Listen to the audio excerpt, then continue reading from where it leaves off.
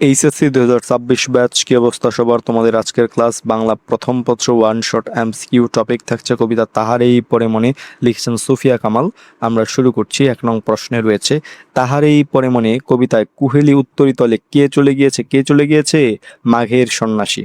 কে? মাঘের সন্ন্যাসী। কবিতায় কবি শীত ঋতুকে মাঘের সন্ন্যাসী হিসেবে কল্পনা করেছেন। সন্ন্যাসী যেমন চাদর গায়ে দিয়ে ঘর ছেড়ে চলে যায়, তেমনি শীত ও কুয়াশার চাদর অর্থাৎ কি কুহেলি উত্তরী মুড়ি দিয়ে বিদায় নিয়েছে। তাহারই পরে মানে কবিতায় বসন্তের আগমন সত্ত্বেও কবি নীরব কেন? কেন নীরব? কারণটি কি? ব্যক্তিগত গভীর শূন্যতার কারণে।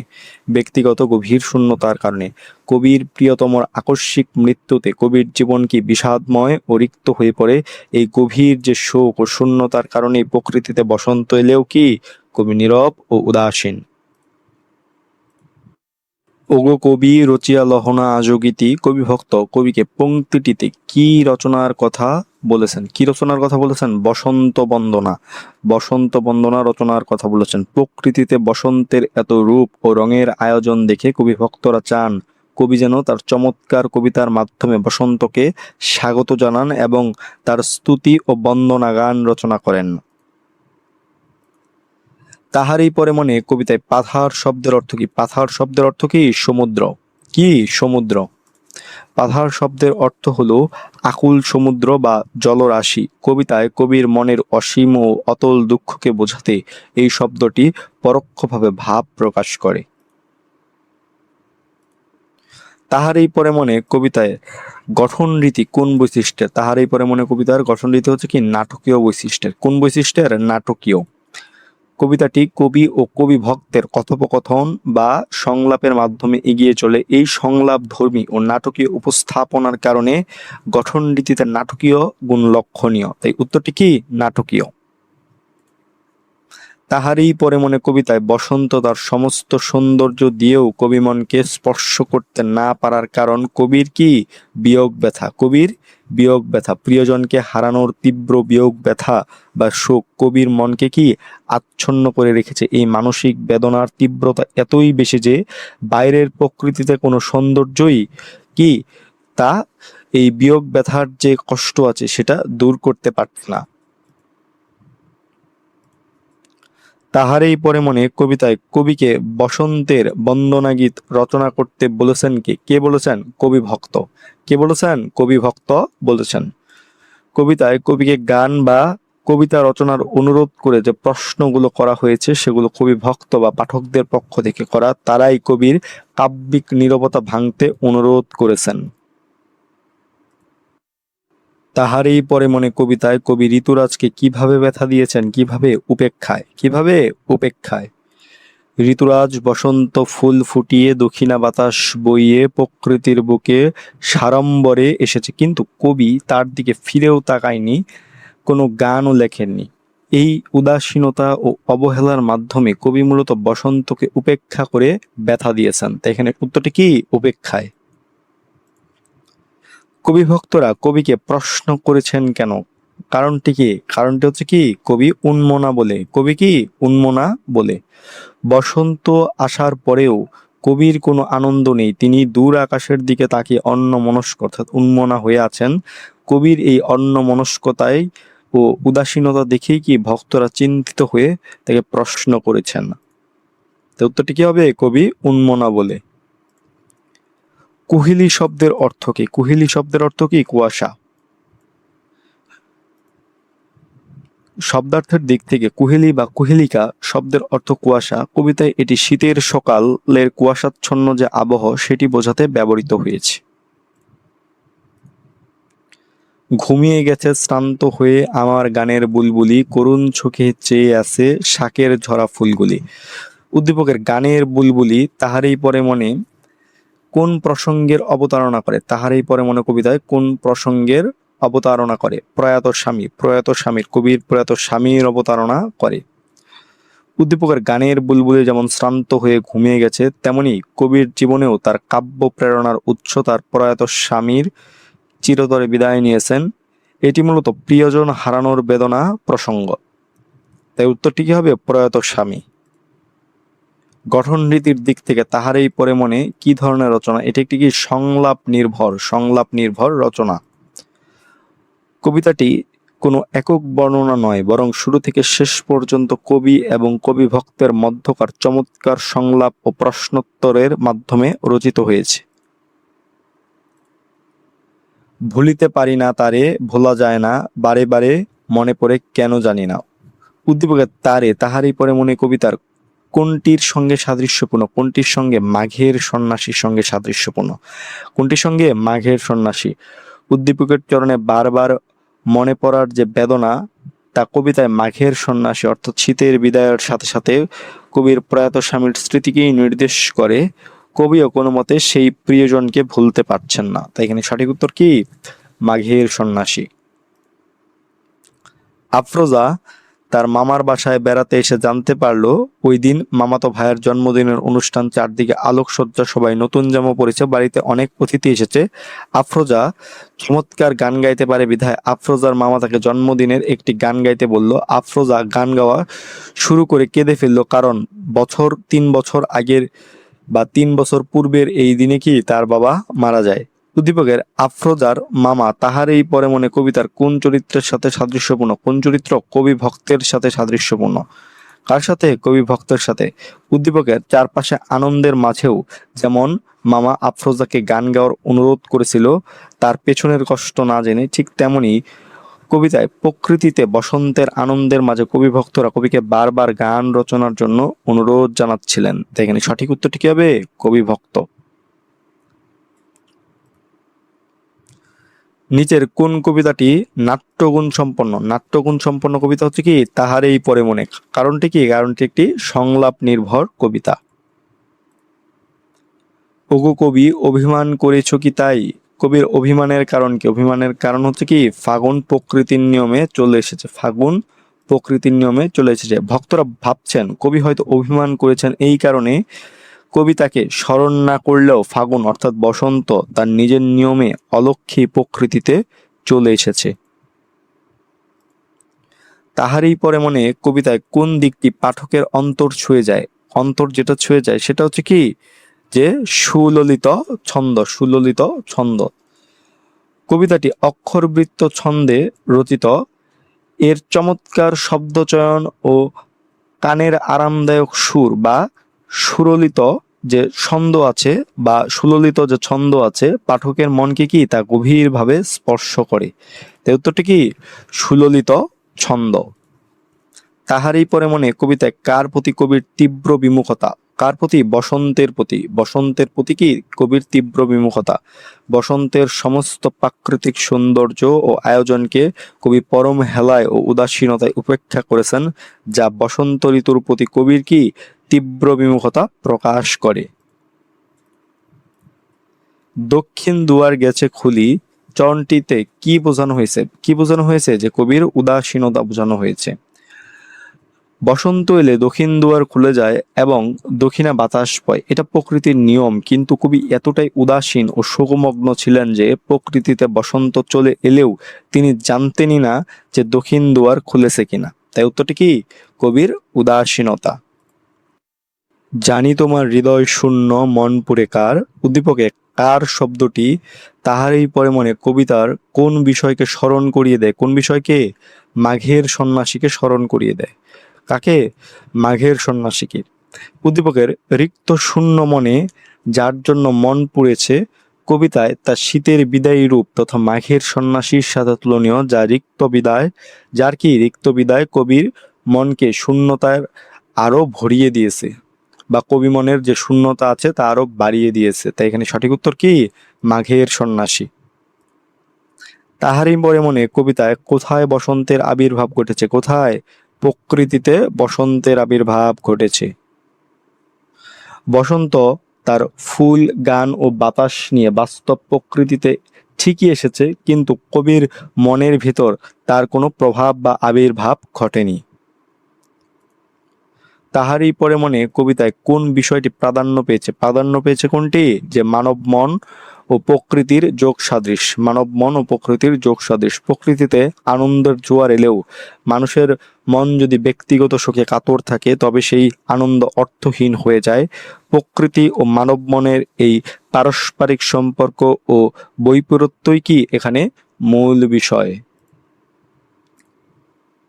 তাহারই পরে মনে কবিতায় লক্ষণীয় বৈশিষ্ট্য কোনটা? লক্ষণীয় বৈশিষ্ট্য হচ্ছে কি কবিতার নাটকীয়তা বা সংলাপ নির্ভর যে কবিতার চরণ আছে সেগুলা। তাই এখানে সঠিক উত্তর কি নাটকীয়তা। কবিতাটি নাটকীয় সংলাপের মাধ্যমে কবির ভেতরের তীব্র শোকার্ত ভাব ও ভক্তের আকুলতা ফুটিয়ে তোলা হয়েছে, যা কি এর প্রধান শৈল্পিক বৈশিষ্ট্য। তাহার এই পরে মনে কবিতায় কবি কাকে মাঘের সন্ন্যাসী রূপে কল্পনা করেছেন? কাকে? শীতকে বা শীত ঋতুকে। শীতের কুয়াশা, পাতা ঝরা রিক্ত রূপ এবং নিঃশব্দে চলে যাওয়ার যে বিষয়টা আছে শীত ঋতুর, কবি সন্ন্যাসী জীবনের সাথে সেটিকে তুলনা করে শীত ঋতুকেই কি মাঘের সন্ন্যাসী বলেছেন। হিমকুহিলির অন্তরতলে আজকে পুলক জাগে, রাঙিয়া উঠেছে পলাশ কলিকা মধুর রঙিন রাগে। অনুচ্ছেদটি তাহারই পরে মনে কবিতার কোন ঘটনার সাথে সাদৃশ্যপূর্ণ? কোন ঘটনার সাথে? বসন্তের আগমনের সাথে সাদৃশ্যপূর্ণ। উদ্দীপকের লাইনে পলাশ কলি রাঙিয়ে ওঠার যে আনন্দের কথা বলা হয়েছে তা প্রকৃতিতে কি বসন্তের আগমনের চিরায়িত রূপকে নির্দেশ করে। তো উত্তরটি কি বসন্তের আগমন। হিমকুহিলির অন্তরতলে আজকে পুলক জাগে, রাঙিয়া উঠেছে পলাশ কলিকা মধুর রঙিন রাগে। অনুচ্ছেদটিতে তাহারই পরে মনে কবিতার কোন সুর ধ্বনিত হয়েছে? কোন সুর? প্রকৃতির যে পরিবর্তন সেই সুরটি কি ধ্বনিত হয়েছে এই অনুচ্ছেদে। শীতের কুয়াশার বুক চিরে পলাশ ফোটা এবং প্রকৃতির নতুন রঙে সেজে ওঠা মূলত এক ঋতু থেকে অন্য ঋতুতে প্রাকৃতিক পরিবর্তন বা রূপান্তরের সুরকে প্রকাশ করে। তাহারই পরে মনে কবিতায় ব্যবহৃত উত্তরী শব্দের অর্থ কি? উত্তরী শব্দের অর্থ কি? চাদর। উত্তরী শব্দের অর্থ কি? চাদর। তরি তার এসেছে কি? তরি তার এসেছে কি? তাহারই পরে মনে কবিতায় তরি কিসের প্রতীক? কিসের প্রতীক? বসন্তের প্রতীক। কিসের? বসন্তের। এখানে তরি বলতে বসন্তের আগমন রূপী তরিকে বোঝানো হয়েছে। প্রকৃতিতে বসন্তের আগমনী গাড়ি বা নৌকা এসে কি পৌঁছেছে কিনা কবি উদাসীন ভাবে তা জানতে চেয়েছেন। তো এখানে উত্তরটি কি বসন্তের। সাধারণত ঈদের দিন প্রচণ্ড আনন্দে মেতে ওঠে নীলিমা, সালামে নেয়া, ঘোরাঘুরি করা এসব নিয়ে দিন কাটে তার। কিন্তু আজ মাকে মনে পড়ায় সেসবের কোনোটি করতে ইচ্ছে হলো না তার। উদ্দীপকের নীলিমা ও তাহারই পরে মনে কবিতার কবি দুজনেই কি? দুজনেই ব্যক্তিগত দুঃখে কাতর বা ব্যক্তিগত দুঃখ কাতর। ঈদের দিন ঈদের কি আনন্দের দিনেও নীলিমার মন খারাপ তার মায়ের কথা ভেবে, আর বসন্তের আনন্দের দিনেও কবির মন খারাপ তার কি কবির যে প্রিয়জন আছে সেই প্রিয়জনের কথা ভেবে। তাই দুজনেইকে চারপাশের উৎসব ভুলে ব্যক্তিগত দুঃখে কাতর। তাই এখানে সঠিক উত্তরটি কি ব্যক্তিগত দুঃখ কাতর। তাহারই পরে মনে কবিতায় কবির স্মৃতি কাতরতা কিভাবে প্রতিফলিত হয়? কিভাবে প্রতিফলিত হয়? শীতের রিক্ততার বেদনায়। শীতের রিক্ততার বেদনায় কবির যে স্মৃতি কাতরতা আছে তা প্রতিফলিত হয়। বসন্তের ফুল ফুটলেও কবির মন জুড়ে আছে শীতের পাতা ঝরা রিক্ততার ছবি, কারণ এই রিক্ততা তার জীবনের প্রিয়জন হারানোর শূন্যতার স্মৃতির সাথে কি মিলে যায়। তাহারই পরে মনে কবিতায় কবি কোন ঋতুর বন্দনা করছেন না? করছেন না কোন ঋতুর বর্ণনা? বসন্ত ঋতুর বন্দনা করছেন না। কবি ভক্তরা বারবার অনুরোধ করা সত্ত্বেও কবি নিজের মনোকষ্টের কারণে বসন্ত ঋতুর কোনো বন্দনা গান বা কবিতা রচনা করছেন না। তাহারই পরে মনে কবিতায় কবি কার সাথে অভিমান করেছেন? কার সাথে? বসন্তের সাথে অভিমান করেছেন। কার সাথে? বসন্তের। কবি বসন্তের উপর কিছুটা পরোক্ষ অভিমান করেছেন, কারণ কবির জীবনে এত বড় শূন্যতা থাকা সত্ত্বেও বসন্ত তা না মেনে নিজের সৌন্দর্যের ডালি নিয়ে হাজির হয়েছে। ফুল কি ফোটেনি শাখে কবি সুফিয়া কামালের এরকম প্রশ্ন করেছেন কেন? এরকম প্রশ্ন করেছেন কেন? উদাসীনতার জন্য। উদাসীনতার জন্য। কবি বাস্তব জগৎ থেকে এতটাই দূরে ও নিজের ঘোরে মগ্ন ছিলেন যে গাছে ফুল ফুটেছে কিনা তাও তিনি খেয়াল করেননি। এই চরম উদ্বেগহীন উদাসীনতা থেকেই কি তিনি এই প্রশ্নটি করেছেন। কুহেলি উত্তরীতলে বলতে বোঝানো হয়েছে কি কুয়াশার চাদর। কি বোঝানো হয়েছে? কুয়াশার চাদর। কুহেলি মানে কুয়াশা আর উত্তরি মানে চাদর, তার মানে কি কুয়াশার চাদর। মনে পড়ে আজ সে কোন জন্মে বিদায় সন্ধ্যাবেলা, আমি দাঁড়ায় রহিন এপারে তুমি ওপারে ভাসালে ভেলা। উদ্দীপকের ভাবের সাথে কবির ভাবের মিল কোথায়? মিল কোথায়? যে তাহারই পরে মনে ভুলিতে পারি না কোনো মতে, তাহারই পরে মনে ভুলিতে পারি না কোনো মতে। উদ্দীপকে যেমন বারে বারে একজনকে মনে পড়ার বা না ভুলতে পারার আকুলতা আছে, কবিতার মূল ভাবও তাই। কবি শত চেষ্টার পরেও তার কি যে প্রিয়জন আছে সেই প্রিয়জনকে ভুলতে পারছেন না। এসেছে তা ফাগুন সরিয়ে, এখানে তা বলতে কোনটির কথা বলা হয়েছে? তা বলতে বলা হয়েছে কোনটির কথা? বসন্ত ঋতুর কথা। কোনটির কথা? বসন্ত ঋতুর কথা। এখানে তা বলতে বসন্তের আগমনকে বোঝানো হয়েছে, যে ফাগুন মাস আসার সাথে সাথেই প্রকৃতির নিয়ম স্মরণ করে কি চলে এসেছে। তাই এখানে সঠিক উত্তর কি? বসন্ত ঋতু। প্রকৃতির কুয়াশাঘন শীতে কবি শাওনের সমস্ত শরীর মন হিম হয়ে উঠেছে, তাই কদিন ধরেই তার কবিতা লেখা হচ্ছে না। উদ্দীপকের চিত্রে তাহারই পরে মনে কবিতার কোন দিকটি ফুটে উঠেছে? কোন দিকটি? যে প্রকৃতি ও মানব মনের সম্পর্ক এখানে কি ফুটে উঠেছে। মালিত আকুল দক্ষিণা বায়ু, সৌরভ চঞ্চল সঞ্চরণে, বন্ধুহারা মম অন্ধকারে, আছি বসে অবসন্ন মনে। উদ্দীপকের প্রথম চরণের সাথে অর্থাৎ কি মালিত আকুল দক্ষিণা বায়ু, সৌরভ চঞ্চল সঞ্চরণে এর সাথে তাহারই পরে মনে কবিতার কোন বিষয়ের সাদৃশ্য রয়েছে? কোন বিষয়ের? বসন্ত আগমনের সাদৃশ্য রয়েছে। বসন্ত আগমনের সাদৃশ্য রয়েছে। উদ্দীপকের দক্ষিণা বায়ু, সৌরভ চঞ্চল চরণটি মূলত বসন্তের শুরুর দক্ষিণা বাতাস ও ফুলের সুবাসকে নির্দেশ করে, যা কি বসন্তের আগমনের স্পষ্ট লক্ষণ।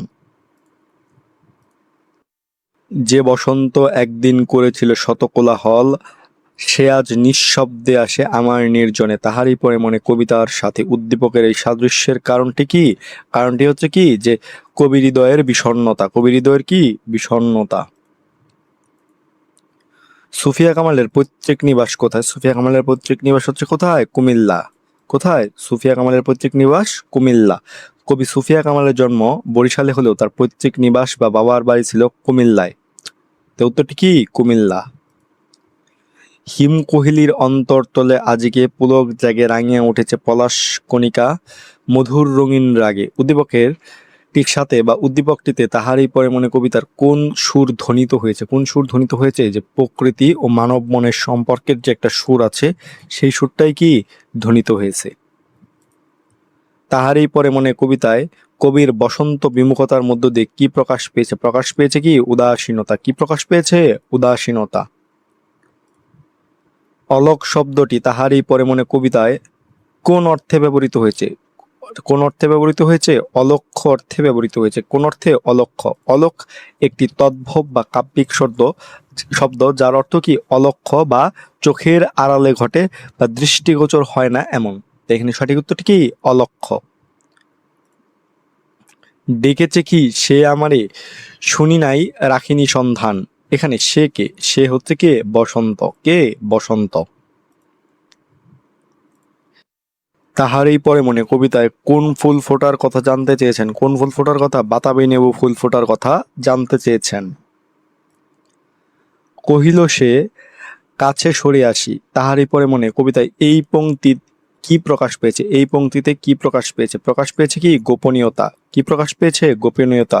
কবি ভক্তের খুব কাছে এসে কবি যখন ফিস ফিস করে কথা বলেন তখন মনের ভিতরের গোপন ও গভীর বেদনার কথা প্রকাশের একটি কি গোপনীয়তা বা নিভৃত পরিবেশ তৈরি হয়। তো এখানে সঠিক উত্তর কি? গোপনীয়তা। তাহারই পরে মনে কবিতায় বিমুখতা বলতে কি বোঝানো হয়েছে? বিমুখতা বলতে বোঝানো হয়েছে কি? অবজ্ঞা। কি বোঝানো হয়েছে? অবজ্ঞা। বসন্তের সৌন্দর্যকে কবি যেভাবে কোনো মূল্য না দিয়ে এড়িয়ে গেছেন, তা এই ধরনের কি উদাসীন অবজ্ঞা বা বিমুখতা। তো উত্তরটি কি? অবজ্ঞা। সে বসন্ত একদিন করেছিল শত কোলাহল, সে আজ নিঃশব্দে আসে আমার নির্জনে। উদ্দীপকের ভাবানুষঙ্গ তাহারই পরে মনে কবিতার কোন চরণের সাথে সাদৃশ্যপূর্ণ? কোন চরণের সাথে? যে দক্ষিণা সমীর তার গন্ধে হয়েছে কি অধীর আকুল। উদ্দীপকের কোলাহল ও বাতাস বহার বিষয়টি কবিতার প্রকৃতির যে চঞ্চলতা তথা দক্ষিণা সমীর ও সুগন্ধির অধীর আকুলতার চরণের সাথে পুরোপুরি মিলে যায়। তাই এখানে সঠিক উত্তর কি? দক্ষিণা সমীর তার গন্ধে হয়েছে কি অধীর আকুল। তাহারই পরে মনে কবিতায় কবি কোন গান বেজেছে কিনা জানতে চেয়েছেন। কোন গান? আগমনীর গান বেজেছে কিনা জানতে চেয়েছেন।